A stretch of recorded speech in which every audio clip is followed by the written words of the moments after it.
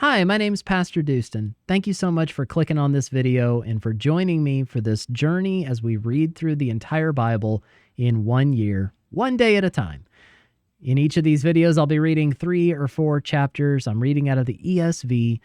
I hope you enjoy this. Like and subscribe for more, and you can expect a new video every morning at 8 a.m. all throughout 2024. Let's get into the reading. God bless you. 1 Samuel chapter 22. David departed from there and escaped to the cave of Adullam. And when his brothers and all his father's house heard it, they went down there to him. And everyone who was in distress, and everyone who was in debt, and everyone who was bitter in soul gathered to him.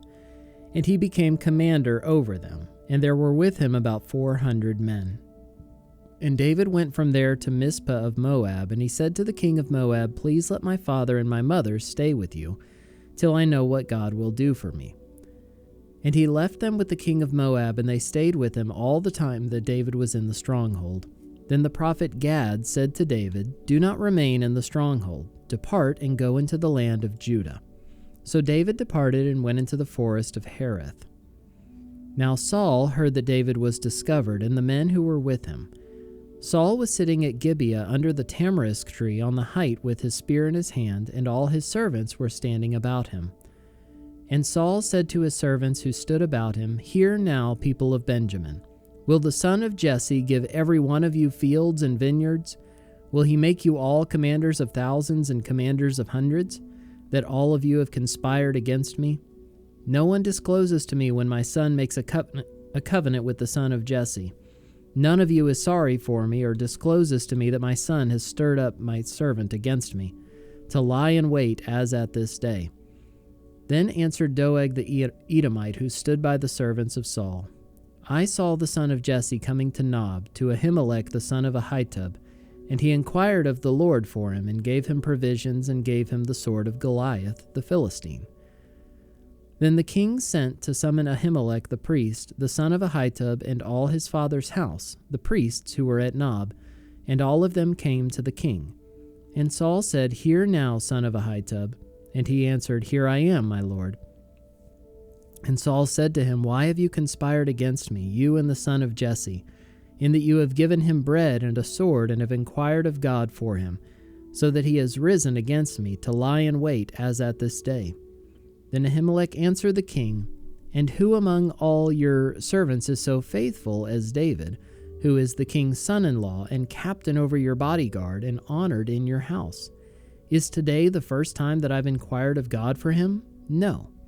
Let not the king impute anything to his servant or to all the house of my father, for your servant has known nothing of all this, much or little."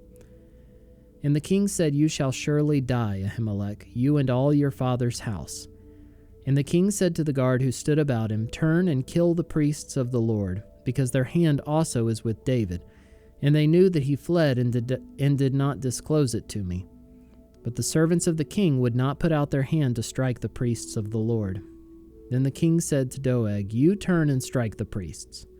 And Doeg the Edomite turned and struck down the priests, and he killed on that day 85 persons who wore the linen ephod. And Nob, the city of the priests, he put to the sword, both man and woman, child and infant, ox, donkey, and sheep, he put to the sword. But one of the sons of Ahimelech the son of Ahitub, named Abiathar, escaped and fled after David. And Abiathar told David that Saul had killed the priests of the Lord. And David said to Abiathar, I knew on that day when Doeg the Edomite was there that he would surely tell Saul, I have occasioned the death of all the persons of your father's house. Stay with me, do not be afraid, for he who seeks my life seeks your life. With me you shall be in safe keeping." 1 Samuel chapter 23. Now they told David, "Behold, the Philistines are fighting against Keilah and are robbing the threshing floors." Therefore David inquired of the Lord, "Shall I go and attack these Philistines?" And the Lord said to David, "Go and attack the Philistines and save Keilah." But David's men said to him, "Behold, we are afraid here in Judah. How much more if we go to Keilah against the armies of the Philistines?" Then David inquired of the Lord again, and the Lord answered him, "Arise, go down to Keilah, for I will give the Philistines into your hand."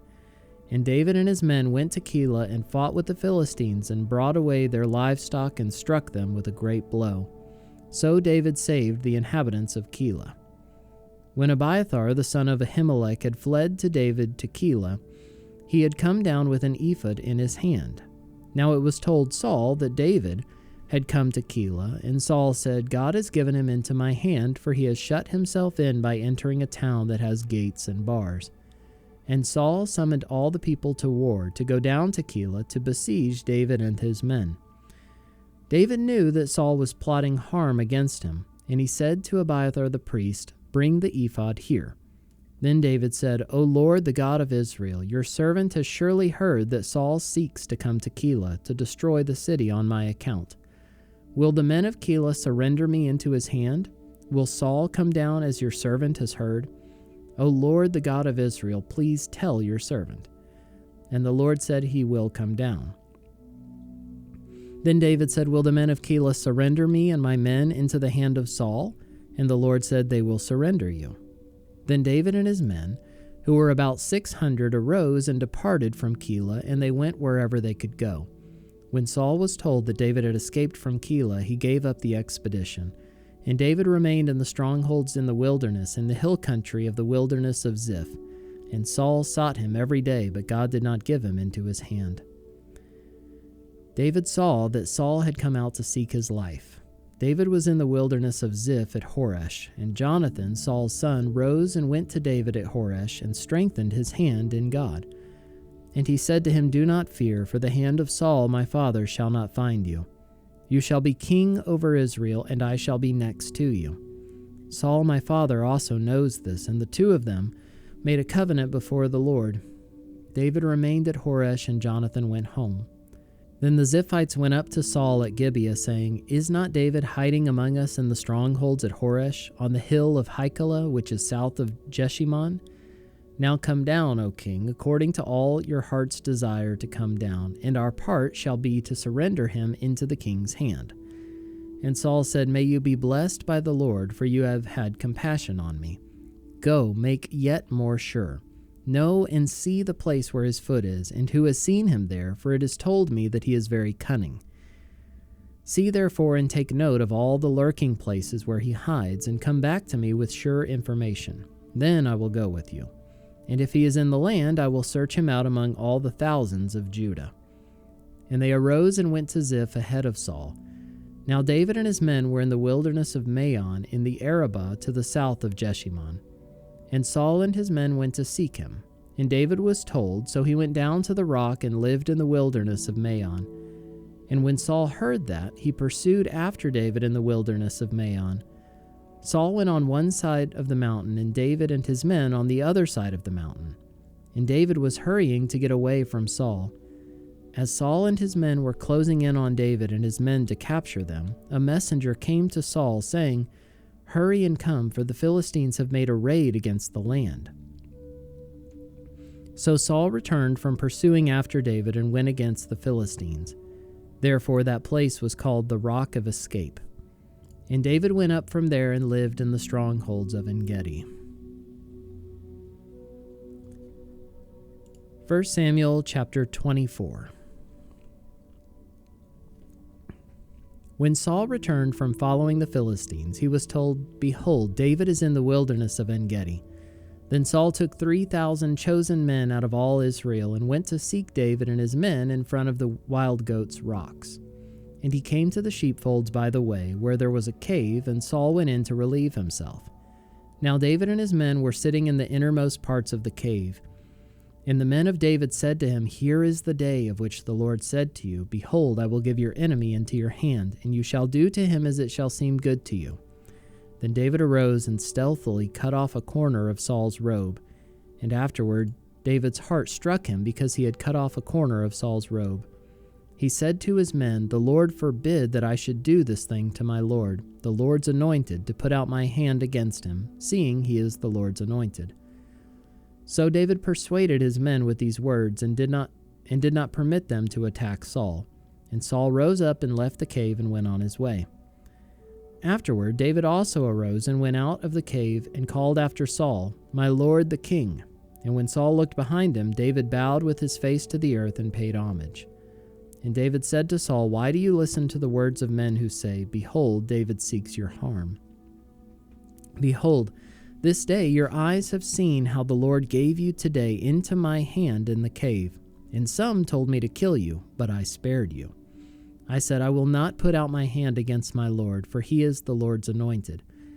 See, my father, see the corner of your robe in my hand. For by the fact that I cut off the corner of your robe and did not kill you, you may know and see that there is no wrong or treason in my hands. I have not sinned against you, though you hunt my life to take it. May the Lord judge between me and you. May the Lord avenge me against you, but my hand shall not be against you.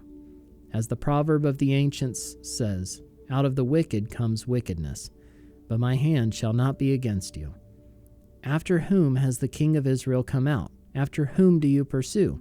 After a dead dog, after a flea. May the Lord therefore be judge and give sentence between me and you, and see to it and plead my cause and deliver me from your hand."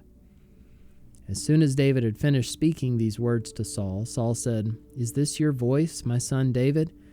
And Saul lifted up his voice and wept. He said to David, "You are more righteous than I, for you have repaid me good, whereas I have repaid you evil. And you have declared this day how you have dealt well with me, in that you did not kill me when the Lord put me into your hands. For if a man finds his enemy, will he let him go away safe? So may the Lord reward you with good for what you have done to me this day. And now behold, I know that you shall surely be king, and that the kingdom of Israel shall be established in your hand. Swear to me, therefore, by the Lord, that you will not cut off my offspring after me, and that you will not destroy my name out of my father's house." And David swore this to Saul. Then Saul went home, but David and his men went up to the stronghold.